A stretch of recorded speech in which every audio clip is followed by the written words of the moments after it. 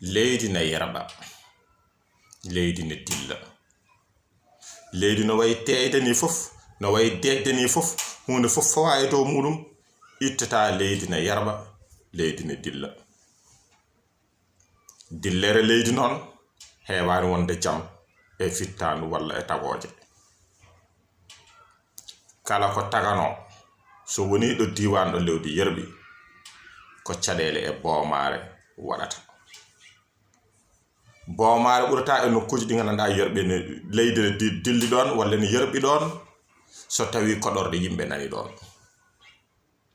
So yimɓe koɗi e nokku mo ganduɗa leydi ndi ene wawi yerɓude ɗon ko caɗeele addata. Addata yerɓugol leydi noon ko leydi waɗi ko pawe e jokkorɗe. So tawi ɗe dirtodiri wona dillere nde ya ha dow.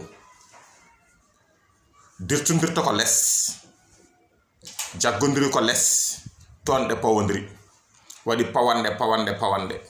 So pawande ɗe dirti noon e nokkuji ɗi ganduɗa jokkorɗe ko ɗon kewi heewde e on saha noon wona dillere leydi. Leydi ndi ndi feeco. Si ndi feecima kala ko woni no dow muɗum kañum ne saama mabba.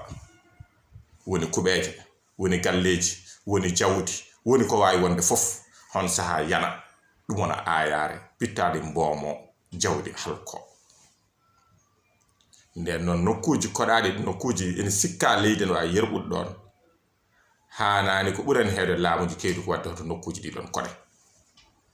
Kono ne wonno yimɓeɓe joni keewi e nokkuji ɗi hankadi watti hoɗede ha kala nde leydi yerɓi walla dillere leydi waɗi pittade mboomo hen.